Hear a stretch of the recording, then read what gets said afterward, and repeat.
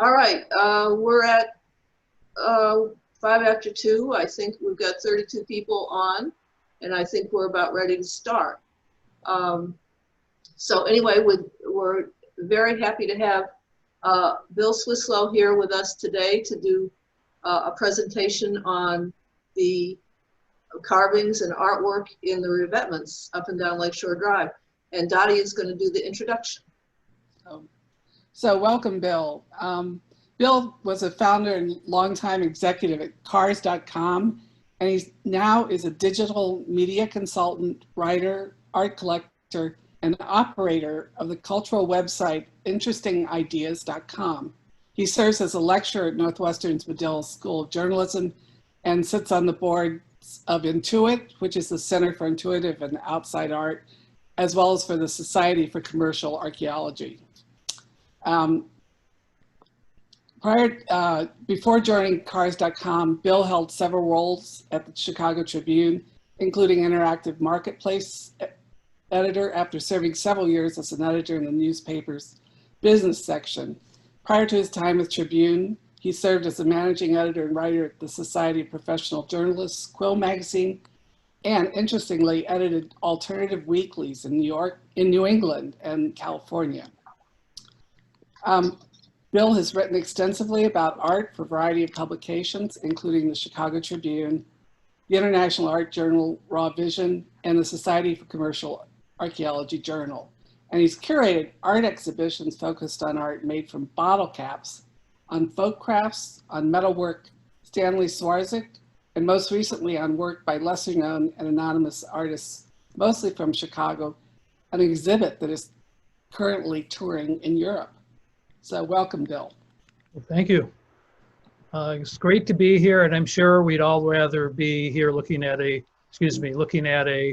Zoom screen than enjoying the lakefront. But my hope is that I'll help you appreciate the lakefront a little bit more the next time you get out there, which will probably be soon. Bear with me for 1 second. I'm trying to clear my screen here. Okay, but what I want to help you think about is that if you next time you take a walk at the lakefront, what I want you to do is look down, and I'll help you sort of see what you might find there. Give me 1 sec here to. There we go. Sorry. I had to get in sequence here. What you'll see if you look down is an amazing art gallery that is pretty much unknown, but it's installed on those limestone blocks, the revetments that have lined the shore. And in many places, they've lined the shore for close to 100 years, coming up on 100 years. It's an art gallery, which is what I find most interesting, but it's also a kind of social history of the millions of people who've spent time on the lakefront over the last 100 or so years. You know, this picture is very representative. This is, as some of you probably, I'm sure, can recognize, this is from Hyde Park. This is from the 1950s, showing, you know, all the people who have been using the lake for all this time. Some of those people who've hung out at the lakefront has left behind a legacy, like this one at 49th Street. You know, people like Mike and Chris and Ed and Chaz and many more, and really there are thousands who've left something permanent behind. But these petroglyphs are pretty much unknown. Very few people have noticed them. You know, what I find exciting is that these carvings show that art can be found anywhere, not just in institutions. And some of it's really creative, like this delicate mermaid sitting on the edge of a rock here. But sometimes the art can be hard to see. There's the mermaid, but if you're walking by this rock, which is at Foster Avenue Beach, there's a good chance you're not going to notice that as you walk by. They can be hard to see. And in fact, I didn't find them on my own. I have to give credit to a friend and colleague, Aaron Packer, a local art dealer, who told me about these. He had been photographing them starting in the 1980s and 90s. He actually had an exhibit at the Cultural Center in 1992 of his photographs of the lakefront carvings. That was kind of the high watermark for public knowledge of these carvings. And then after that, they kind of faded back into obscurity. But Aaron and I both have a real interest in outsider art by people who don't consider themselves artists, which I think applies to most of the people who've made these carvings on the lakefront. So it's very exciting to find these carvings. At first, I thought maybe there were a few dozen, then maybe a few hundred, but now I know there are thousands of them having walked the lakefront. And if you just look down, you might see a foot, you might see a hand, you might see a lion.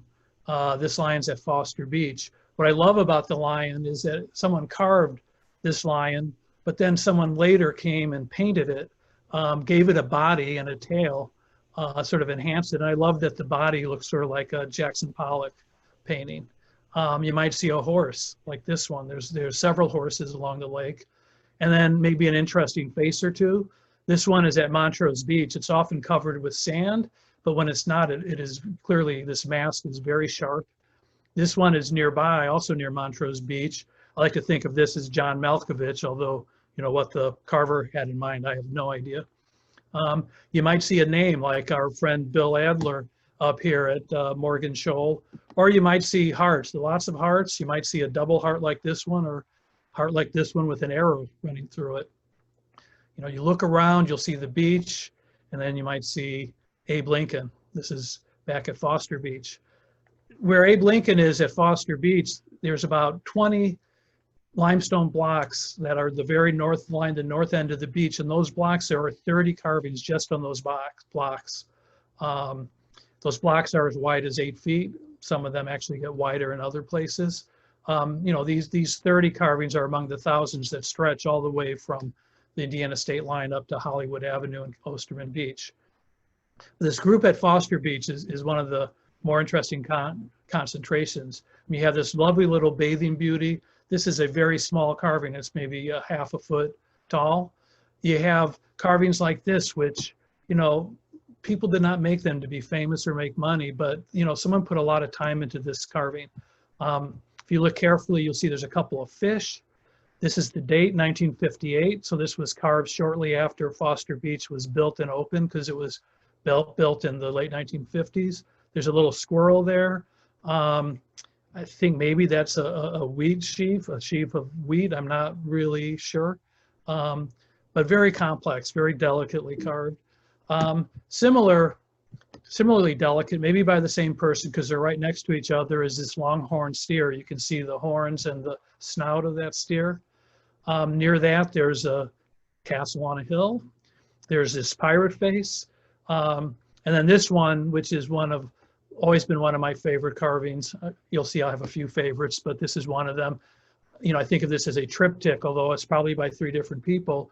You have Nixon TV set with Nixon written underneath it, somewhat mysterious what the intention was, but it's a nice vintage television set. You have the crosses of Calvary, and I gotta think it was not this carver of the crosses who wrote "Dead Ha Ha" underneath. This seems a little inconsistent there. And then right next to those, you have this, lovely sort of detailed fish, one of many fish that are carved along the lakefront. All in one rock, probably by different hands, different times. What I like to think of, and it's a good example of the way I think of the lakefront and these carvings, is constituting a collective work of art.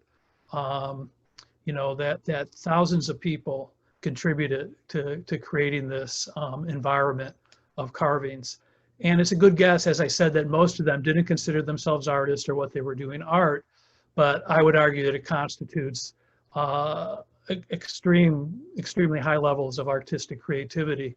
Who are these carvers? Well, in this case, I can tell you there was Doc, and there was Sid, and there was Mo, and Victor, and Otto, and Wilcox, and Marty, and there actually are 40 names on this one rock. This is at Foster Beach, right next to the other ones I've been showing you. One little sidelight, there's a little bit of wishful thinking when I think about these rocks, but Foster Beach there was where the gentleman who wrote the play Grease hung out with his friends from high school that the play is based on. In fact, there's a song in the original play called Foster Beach that was dropped when they took it to Broadway, because of course New Yorkers wouldn't really care about our Foster Beach. But I like to think that maybe one or more of the people who signed this rock, which there's a little date at the bottom here, 1961, around the same time, might have been people who showed up ultimately in Greece, but who knows? That's purely speculation. Now, most of the artists are anonymous, even when we have a first name, that's all we know, but some of them are not. Some of them are even still alive. In this case, Bob Nachtrieb, it's a little hard to read, but Bob has an unusual enough name that I was able to track him down online and spoke to him a couple years ago. So Bob Nachtrieb and his friend Cliff Weaver were freshmen at the U of C. And, you know, he said one morning, late spring of 1964, they had to get away from the school there. You know, as we all know, it can be kind of a grind. And so they went out like he said, like 4 or 5 a.m. and went to Promontory Point and put their names and their girlfriends' names on the rocks. He said that they were stopped by a police officer walking to the rocks because they had hammers and chisels that belonged to Bob's father, and they looked a little suspicious. But when the cop asked them what they were going to do, he said they told them we were going to go carve our names on Promontory Point, and so the cop let him go. He said it took them a few hours to do the carvings. He said he was not that impressed with the quality of his carving, but what is impressive is that Bob is, you know, married today to Linda Turner, and Cliff is still married today to Donna Florence, all these years later. Bob told me he didn't think he ever showed the carving to his wife. He eventually went into the Foreign Service, retired, and lives in Joliet. Cliff is a prominent zoning lawyer who was in, I saw an article about him from a few years ago because he and his wife had bought a Chianti winery in Italy. So that's Bob and Cliff, a couple of the artists. Here's the spot if you want to go look at their carvings. It's right here at the south eastern tip of the point. Cliff's carving, that's where Cliff is carved. So it has a nice view over there across to the museum. Quite pleasant. Others left traces of their identity up and down the lakefront as well. Rainbow Beach has a lot of these traces, and we'll talk about a few of them. So Rainbow Beach, around 75th, 76th Street. These rocks are, this is this revetment and then a jetty are near the south end of the beach, near the water treatment plant there. You know, this is an example of the kind of what people left behind, the sort of memorials they left behind. So this one says Knox College, Ginny Daniel, Tri Delta.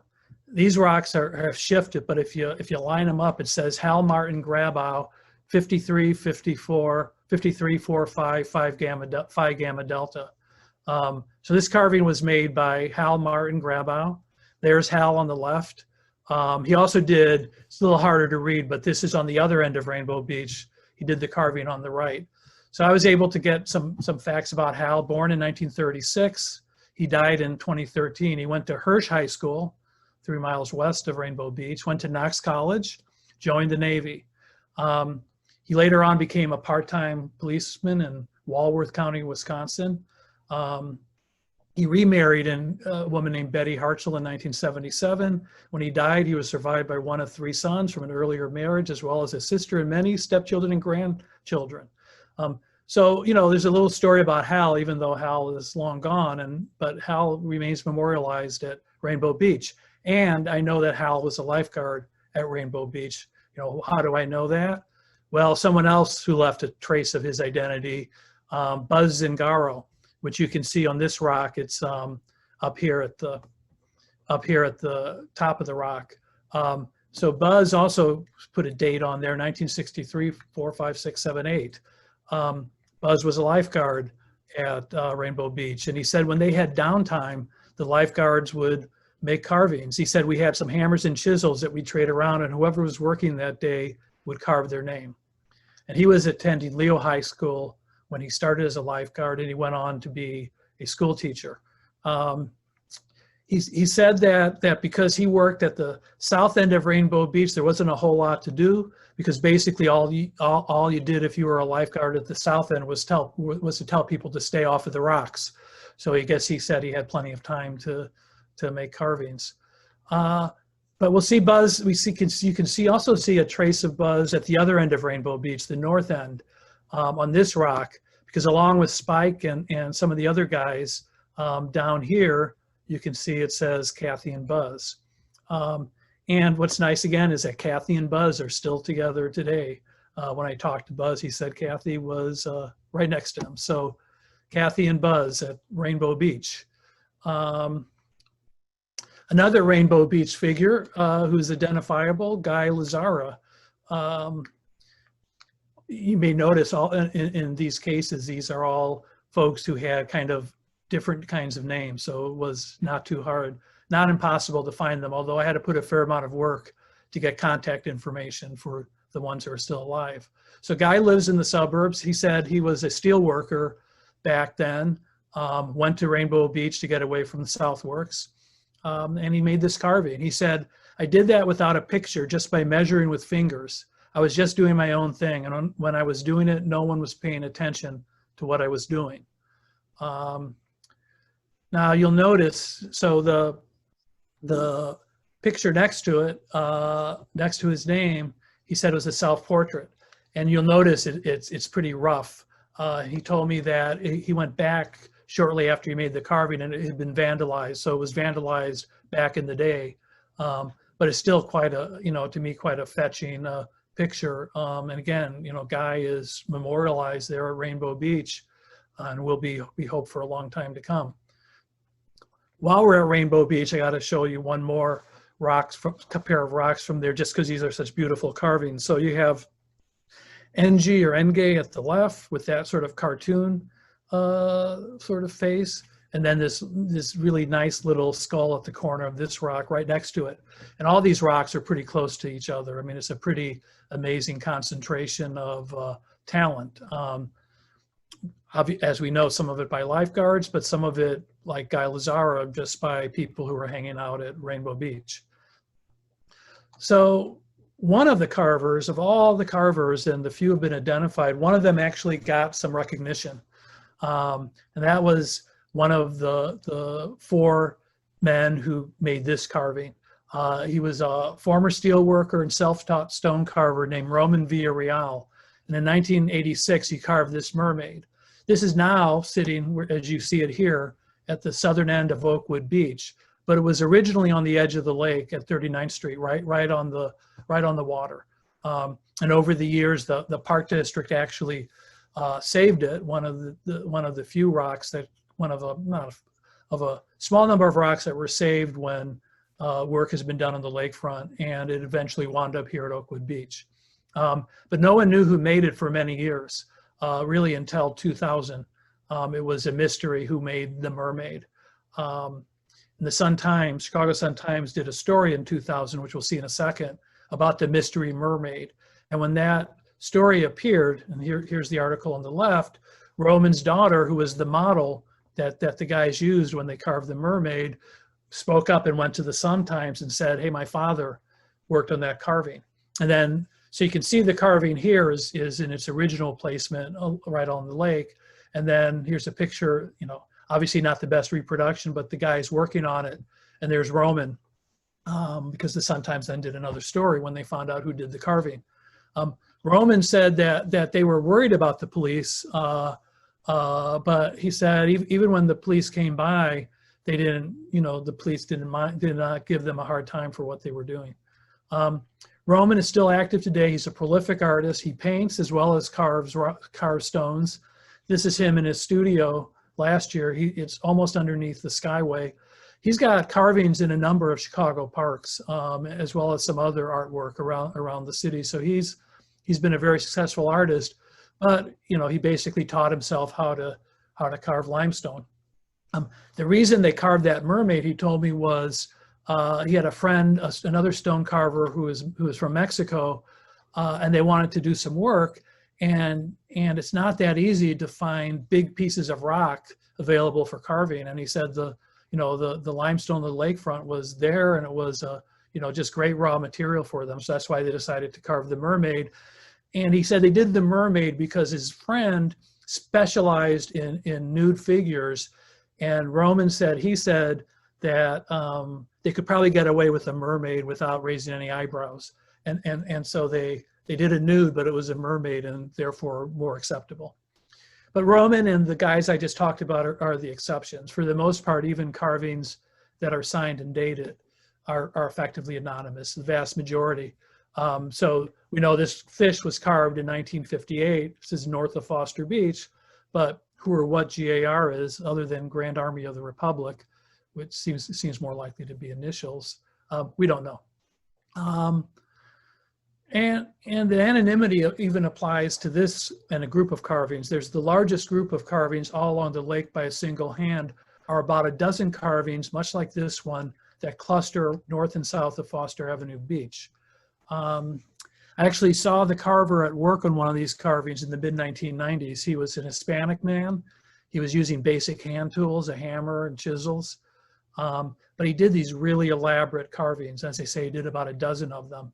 Here's another example of the largest of them, and maybe the largest single carving anywhere along the lakefront. That stone it's carved on is about 9 feet wide. You can see in the middle here, when I click through, there's a face in the middle of that figure. These carvings are really elaborate, really complicated. So if you look at this carving, same carver, very hard to read. I mean, exactly what that is very hard to tell.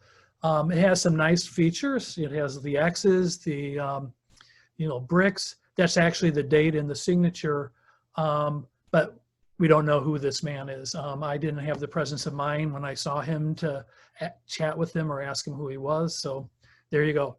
But his carvings are full of symbols. There are Quetzalcoatls, other kinds of Mesoamerican seeming symbols. And there are lots of other symbols along the lakefront. Most of the other ones are a lot easier to read, like this male and female symbol. You may also notice right down here, there's a itty little bitty peace symbol down at the bottom of this carving. This is another Morgan Shoal carving. Click through. Maltese Cross, this is at a group of carvings behind La Rabida Hospital. This is also near that Maltese Cross behind La Rabida, where there's a bunch of really nice carvings. I love this carving. It's got the peace symbol, peace written out. It's got the peace sign with the hand. It's got flowers. It's got butterflies. And it's kind of hard to see in this one, but there's a bare foot there. There's a bare foot. So you got the whole hippie package in one single carving on one rock. Peace symbol is very popular. There's a lot of them along the lake. This is one of the finest, best carved ones. This is at Fullerton Avenue, right at the lake. It's actually kind of over here on this set of rocks, but you can't see it in this picture. But these carvings are, as far as I know, unique in the world, really. There are analogs. I think in our country, the closest analogs might be the ancient petroglyphs in the American Southwest or in Hawaii. Overseas, the area of Sydney, Australia actually has a lot of Aboriginal carvings scattered around. The difference is those carvings are old, very old, whereas the carvings here are modern and they line one of the most popular stretches of real estate in the world.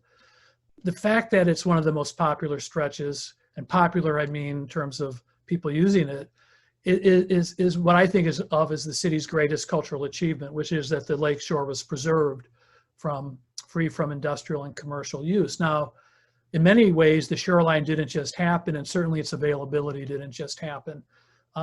People trace the openness of Chicago's shoreline back to 1836, to this map, which was executed by some state commissioners who were sent to Chicago to get things in order here.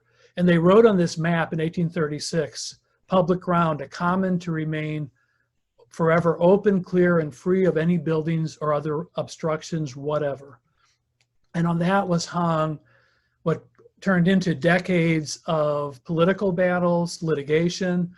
Famously, Montgomery Ward, the real estate mogul, fought many battles in the early 1900s to keep the lakefront free of obstructions. The Field Museum was originally going to be built basically next to the Art Institute, which went up before Montgomery Ward got involved. But Ward fought and fought the Field Museum location, and eventually they came up with a compromise to move the Field Museum south of Grant Park. But there have been battles throughout, and many of them won. I mean, most recently, the battle over the George Lucas Museum. McCormick Place was one of the battles that was lost, but for the most part, the lakefront really is free of obstructions, the most of the length of the city.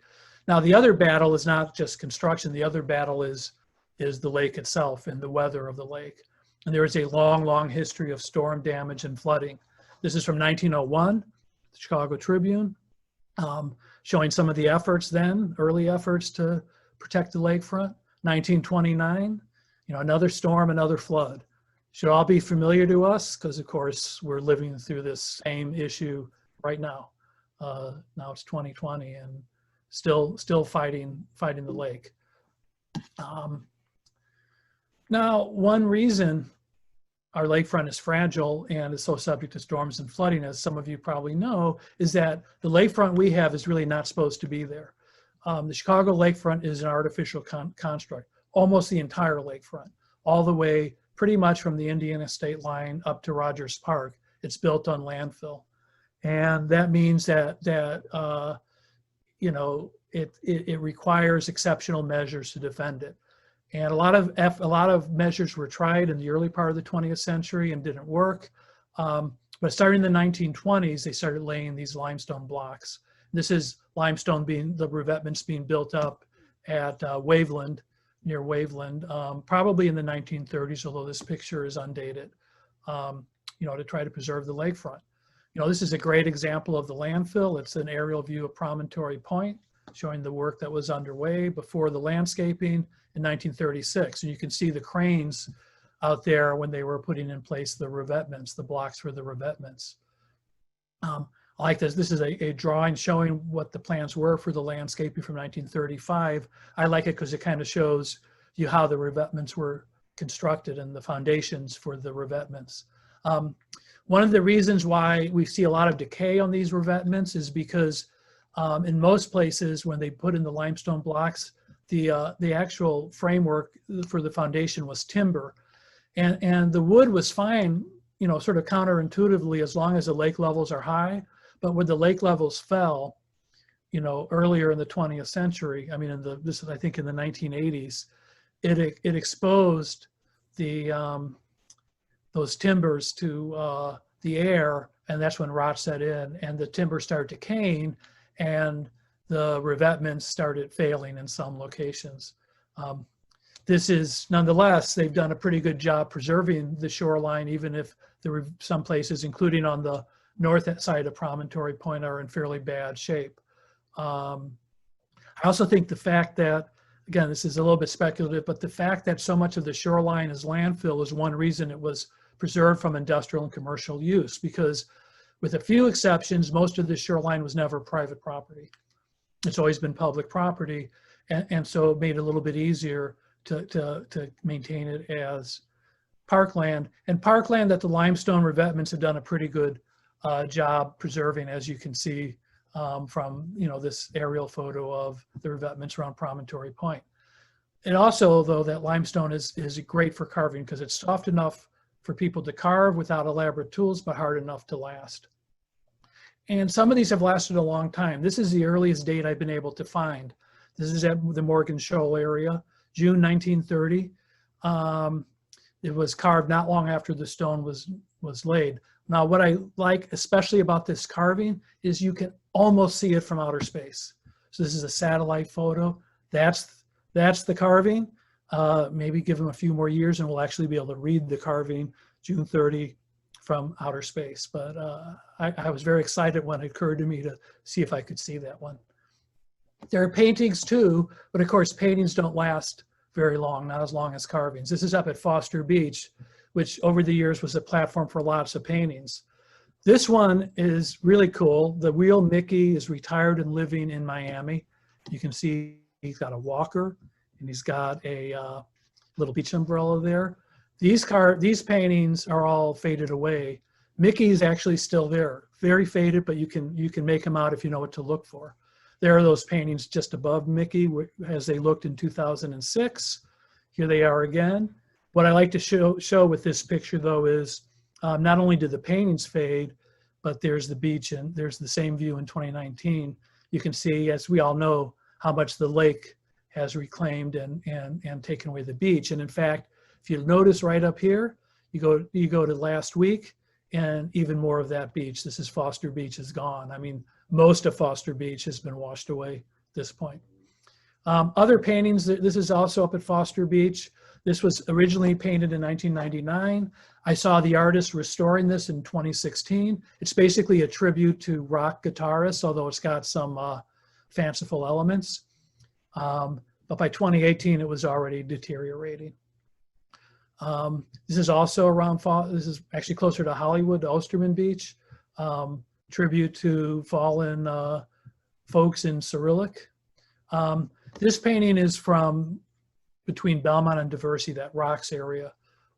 It's called, a really nice painting. So the rocks were this section between Diversey and Belmont harbors.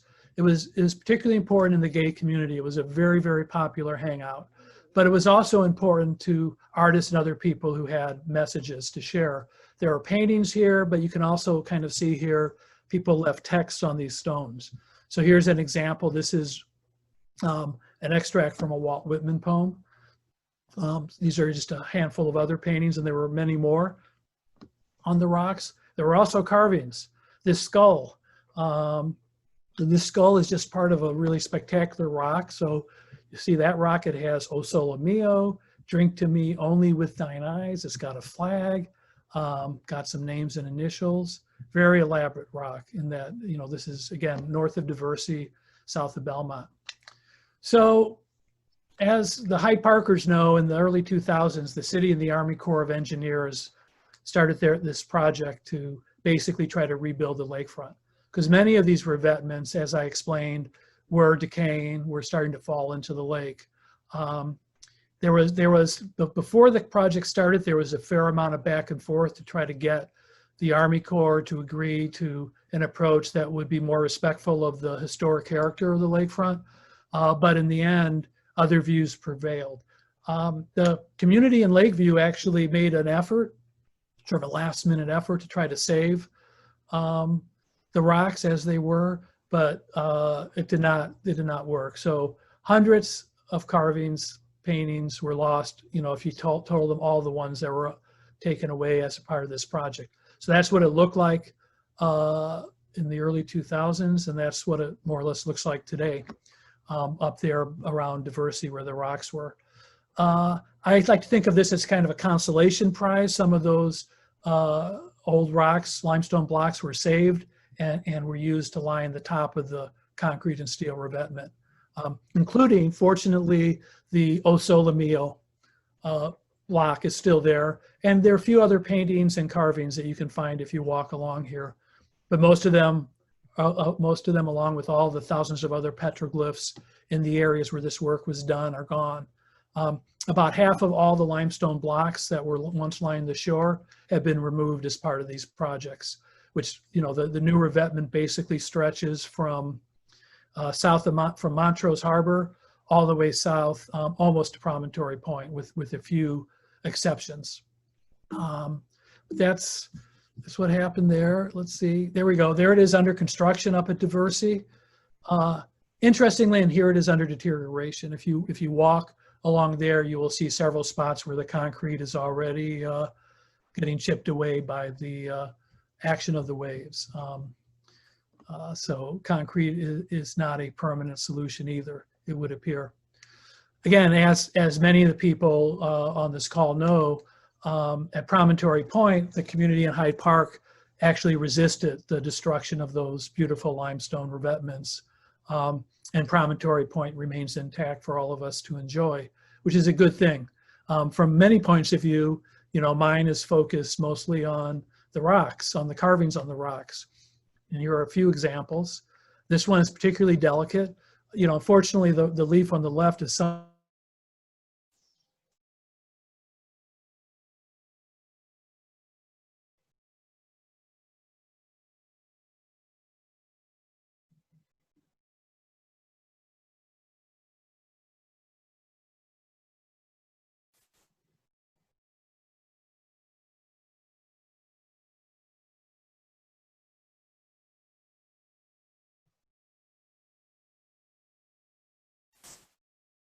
here.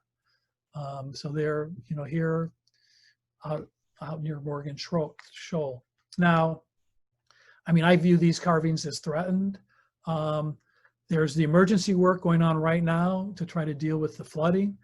Fortunately, the Illinois Historic Preservation Agency has taken an interest in Morgan Shoal and is working to make sure that the current emergency work doesn't damage the historic resources there. You know, the city has long-run plans to improve and rehab the whole shoreline here and potentially expand the parkland. You know, which puts the carvings under threat, though I think there's good reason to hope that if enough effort is made that the best of these carvings can be preserved and incorporated into whatever plan the city comes up with. Just a little bit more of the deterioration, because this is the same place as in that picture from the 1950s I showed, and you can kind of see from that to that, and you can see the results of older efforts to try to preserve the shoreline here, these concrete decks that were added sometime after the 1950s. An example of what the city can do when they actually try to preserve historic resources is at Fullerton Avenue. The boulders there were installed in 1925, but torn out along with all the other Army Corps work in 2015. But the good luck was that the landscape architects that were engaged to work on this project, because the city decided they were going to add some landfill here and extend Lincoln Park a little further out into the lake. And the landscape architect was aware of the carvings, and she said they saved as many as they could, and they reinstalled them in this new parkland. And they created this lovely seating area. And you'll note here, this is what we like to call the hair washers. They're right there in that seating area. Now, when I showed this picture to Roman Villarreal, he said, well, they didn't really have very good tools when they made these carvings, because he thought the way the relief was done wasn't all it could be, but I think they're pretty lovely. There's a whole set of these Egyptian themed carvings. And again, these have all been preserved as part of this new parkland. Also, these Easter Island and Tiki style carvings are there as well, and many more, or a few more, including poor Leonardo out there, 1983, just kind of set out there in the middle of the grass. But in most cases, carvings are simply gone. When the Army Corps ripped out the limestone, in most places they did not save the carvings. These are all carvings that are no longer around. These pictures were all taken by Aaron Packer on this particular slide, by the way. So these are all from the 80s and 90s. That says Suisse, it's a Swiss shield. But look at the caveman. This says Montrose Man underneath it. This bathing beauty. I mean, these are just so remarkable. Another bunny, eyes, you know, scroll, AC/DC, 10 Commandments, all gone. These were all in the Belmont, Montrose Harbor area. They've all been torn out. Here's a few more from that general area. These were south of Montrose Harbor. You know, this was a very old carving. I mean, based on the style, it's sort of that flapper look, you know, and a newer one, but a very, very well executed carving. A couple of bathing beauties, the most anatomically correct bathing beauty that I've come across. That's my hand to give you a sense of the scale of this particular carving, face and profile. Another favorite, I call this carving the Montrose Giant. This was a very large carving. You can also see how deteriorated the revetment was, but this is a more than life-size figure. It resonates a little bit with this figure from Sydney, Australia. The difference is this was probably done in the 1960s. This is believed to be about 5,000 years old. What's interesting here is thinking about whether the drawing here, because these are a hand and feet drawn on, were they done by the carver and these that they never finished? These were supposed to be guides, or did someone just decide to take this incomplete carving and add some you know, more of a body to the giant? We don't know. Other carvings, and these are all gone. These have all disappeared. Bob in his beanie. This painting, which is nice, it was originally painted in 1993. You can see down at the bottom. Refreshed in 1997 and again in 2003, but that painting is gone. This painting, however, was added after the Army Corps did its work there. So this is from 2017. Someone went down there and did this kind of weird, funny, abstract painting with these, a jellyfish and this kind of weird figure at the bottom, which to me is, the way I'm going to end this part of the presentation, because it shows the resilience of anonymous artists, the talent that some of them apply. And what I hope is that it'll keep giving us more to look at when we walk the lakefront. But with that, I can take any questions. And thank you. All right. Bill, I thank you so much. This has been a wonderful presentation. And I think what I'm going to do here is allow everybody to unmute themselves so that we can have a live conversation. So I just did that. So if you want to ask a question, you should be able to unmute yourself and go ahead and ask it. I'll unshare the screen so that we can see people. Does that Yeah, make sense? if you would stop sharing your screen, Yep, we can there see we go. everybody. Yep. All right.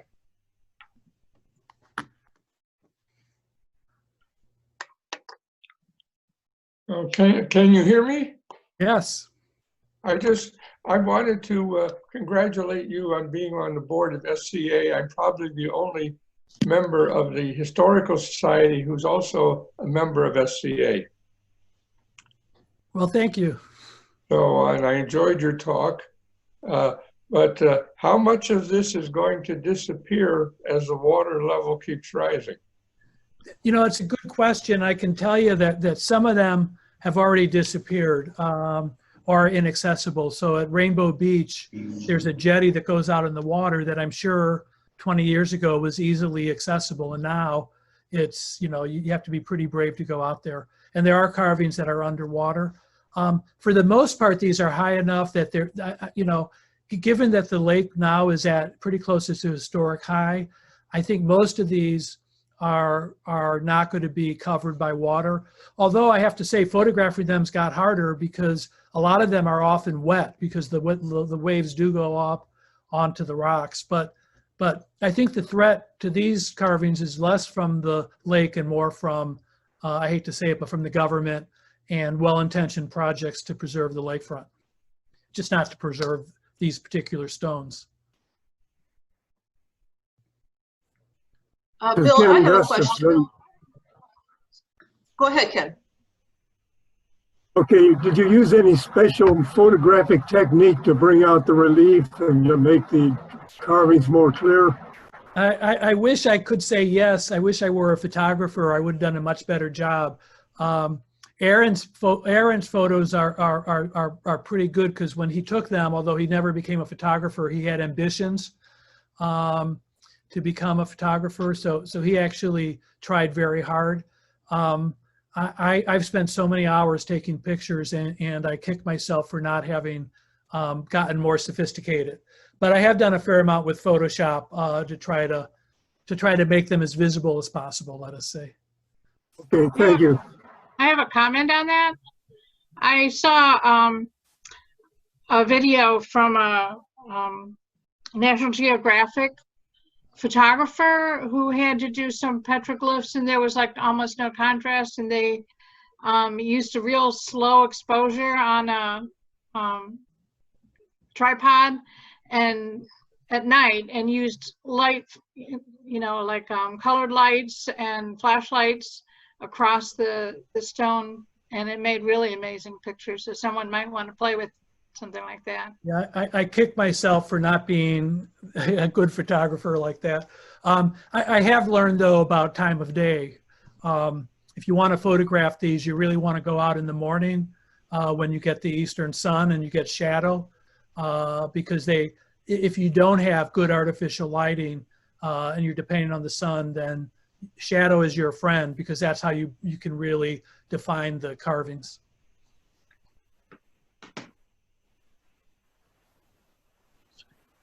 Have you considered making a book of these pictures? Well, actually, yes, I have. I've queried a couple of publishers. I have it in front of one right now. Good. Keeping my want fingers it. crossed. But if the publishers don't buy, my plan is to print it myself and come up with a model for selling and distributing it. But yeah, that's that's been my focus for the last couple of years, is to try to get enough photos and get good enough photos, That'd be nice. good enough shape to And publish. would you include the location of things so we can go find them? That's my hope is yes, where I know the location. There are some of those where I don't know the location, and of course, some of the best carvings are gone. So Well, no one's going to find them. But yes, I will. The hope is to include locations. great. The first lion and horse that you showed, do you know where they are at? Wait, which one? I'm On sorry. the slide. Your audio cut out for a second there. I think they were up at Montrose. But which The image? lion that was Oh, no, then the lion painted. that's north of Foster Beach. Forster. You know, the most, if you want to go look at carvings, the best places to look in terms of accessibility, there are three I recommend. One is Promontory Point, although they're kind of spread out there. The second is Foster, really from Hollywood, from Osterman Beach all the way to the north end of Montrose Beach. It's accessible, right? The rocks are in pretty good shape. Whereas Morgan Shoal is a mess. You know, you got to be pretty brave and Rainbow Beach, same thing. And then Calumet Park all the way at the south end of the city, those are accessible as well because the rocks are in good shape. But those are the places where it's kind of safe. I mean, I feel like an idiot sometimes because I'm not convinced, or I wouldn't do it, but you know, I'm crawling around these rocks. I'm no spring chicken, you know, and the last thing I need is to break my leg. And it would not be hard to do in some of these areas. I'm very careful when I go out there. Bill, Go ahead, Dottie. there was an observation just posted in the chat that GAR or gar is also a fish species in northeastern America. Any comment? That could be that was intended. You know, that's one thing I have to remember to do is I'll look that up and see if that fish has any resemblance to a garfish. I have no idea. I've looked up a lot of obscure things in my research, but that's not one I looked up. I photographed a lot of the same exact ones that you have, and I've done that probably since I was a student at the Institute of Design. And I bicycle very early in the morning and photograph sunrises. And then I live in Edgewater, and I would recommend that anybody who wants to go see a lot of these things to walk the rocks there. But the best time of day is early in the morning when the sun is raking across the textures of these carvings, and which reveals the three-dimensionality. I even carry a little brush with me to sweep up and clean up sometimes.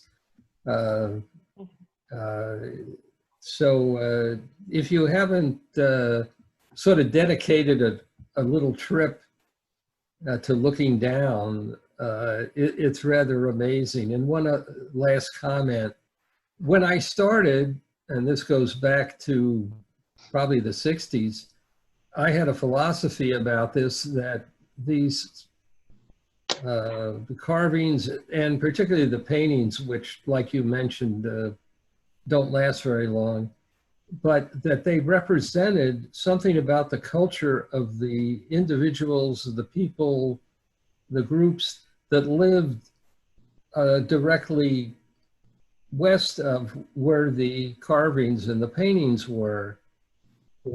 And so I looked at it as an interesting document of the cultures that lived around there. I never followed up on it a lot, but That was a thought. Yeah, no, Steph, I think you're right. I wish I got up as early as you did. You do. Oh, you should. It's know, very rewarding. easier said than done, but I might try. But to your last comment, I will say, for example, and you may have seen this one, in that Montrose, north of Montrose Beach, there's a carving that says Gaylords, and it has some gang symbols, and the Gaylords were an uptown street gang in the 1970s. So there are, you know, there's an interesting carving that says, again, near in that same area, I think it says like made by Mexicans in the USA, and there are others. Some of them are happy carvings. There's also a couple swastikas, and I didn't show it, but at La Rabida, on one of the rocks, it unfortunately says carved in reserve for white people. Oh, geez. So there is a history that is available and viewable on these rocks. Some of it wonderful, and some of it not always. Interesting. I wanted to follow up on that. I was curious on the south side if there were any carvings that were somehow identifiable as done by African Americans, because the names I saw usually were older, sounded sort of Italian or Mexican, but maybe it's not identifiable. No, it's a very fair question, and the answer is not. You know, I haven't been able to make that connection. You know, it's I've wondered that myself. You know, the carvings that were made in the, you know, the earlier the carvings, the less likely, but a lot of them were made in the 60s and 70s. So I don't know. That's a very good question. This is a question for Steph. Steph, are your pictures available for us to see? Yeah, some of them. I don't know if I've posted many of them on. I have a Facebook page. My name is Steph, S-T-E-F, as you can see. My last name is Leinwohl, which is spelled L-E-I-N-W-O-H-L. I don't have a web page per se. I won't go into why, but I go back, and my parents were radicals in the 30s and 40s and McCarthy period, so that washed into my life. Well, Steph, So if I'm we very could make contact with you later, the Historical Society, I'm sure, would be love to post some of those pictures, and I'm sure Bill would as well. Oh, yeah. So, yeah, I have a horde of them. I have a lot of Kodachrome and Ektachrome slides. Whoa. And a lot of black and whites too. And I still photograph them. I photograph the same exact ones over and over again, even because of the light qualities. Yeah, I do too. I know that feeling well. Like mermaid. I see someone asked in the chat, where does graffiti start and art stop?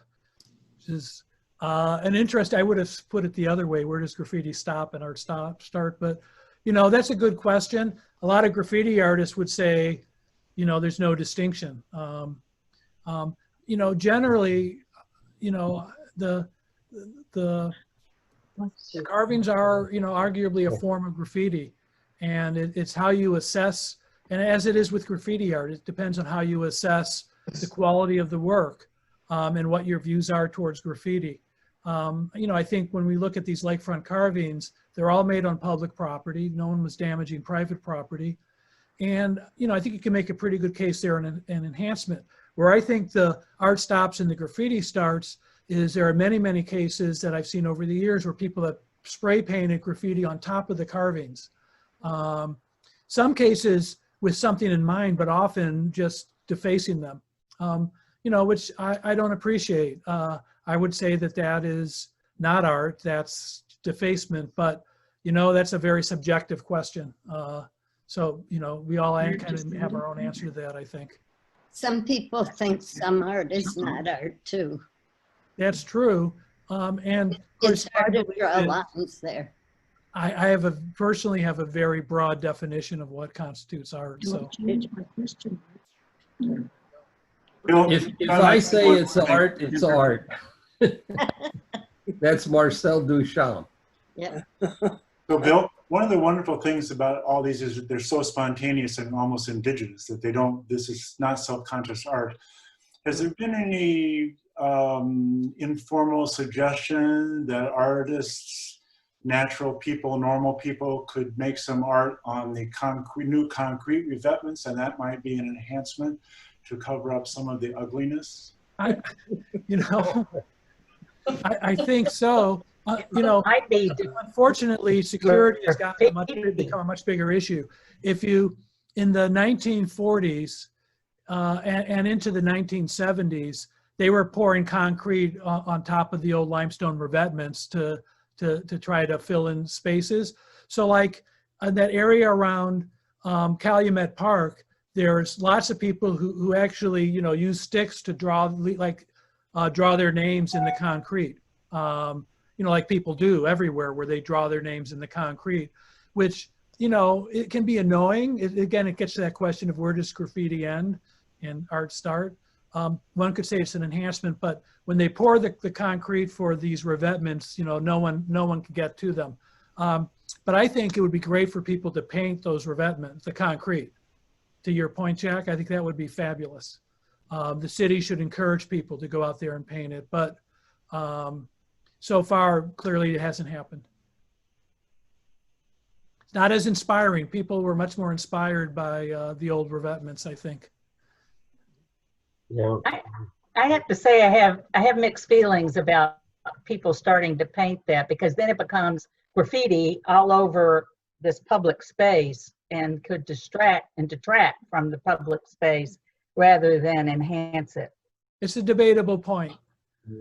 But I will say, and I don't think they should all be covered, but I'll say that area I showed at Foster, just north of Foster Beach, it was pretty nice in its heyday and people were painting and repainting that for quite a few years. I mean, Steph probably knows better than I think he's been out there longer than me. It was pretty cool back in its day, but I hear you. I mean, I'm not a complete lover of graffiti, of like just anarchic graffiti myself, much as I like some of it. This person from years ago. But imagine a new wall of respect painted on the south side on one of those revetments. Exactly. So Bill, the question has been asked. So one question is, does this exist in other Great Lakes cities? I have not been able to answer that to my satisfaction, but to the extent that I've tried to investigate, I have not found anything like this. No one has mentioned it, no one I've talked to about it, and when I've looked at places I've been, I've really seen nothing quite like this. But partly because very few cities have this kind of unobstructed lakefront, or more importantly, had this kind of unobstructed lakefront in the 30s, 40s, and 50s and 60s when these carvings were made. In a lot of cities that now have parks along the lakefront, those parks were built much later, right? Because it was very unusual to have in the 20th century to have a waterfront that had almost no industry on it. That's an interesting point. I never thought of that. What you do find is hordes of graffiti in cities, in all kinds of places. Some of it's fabulous, and now there are programs for murals honoring all kinds of public figures and jazz musicians and in their hometowns and things like that, or just graffiti itself. But I never thought about this aspect of we have this huge lakefront that people can go and carve on. There's almost, I don't know enough about it, but I guess you're sort of right. Most cities allowed their fronts to become commercialized. Therefore, this kind of environment doesn't exist anywhere else, hardly. And it's so weird that Chicago, a city known for its hustle and its commerce and not caring about anything but money, historically, is the city that saved the lakefront. But someone asked where the limestone came from. I actually think, Jack, you know more than I do about that. Maybe you could answer that. Indiana. It's Indiana limestone, the same limestone we're seeing in the city hall, et cetera. The blocks that are at the Promontory Point and in the revetment were are called blanks. And they would take these blocks out before they would be carving them. And when they found a blemish or a crack or something, and they discarded them, so you could get these for almost free for just the transportation of getting them. But they came out of the same quarries in Indiana that the Empire State Building and City Hall came out of. There's a quarry that's, I don't know, not exactly in back of the yards, but on the near south side. I can't remember the exact location. Well, that When was I probably was- the one that's now McGuane, that's in Bridgeport, that's now been turned into a park. But Oh, yeah? did not come, these, for as far as we know, these blocks did not come from that quarry. I think Jack is right. Others have attested to it. They came from Indiana. Oh, They were mostly quarried in Indiana. Any other awful lot of questions? limestone.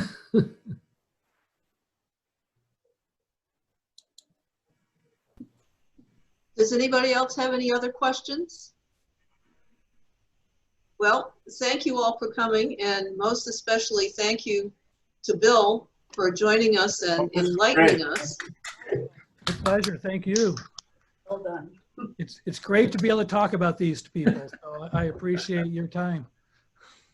Yes, and I'll have to say that I have been recording this session, so I'm hoping I had a brief outage in the middle, so there might be a few-minute gap, but I'm hoping to be able to put together a video of the presentation and post it to our website.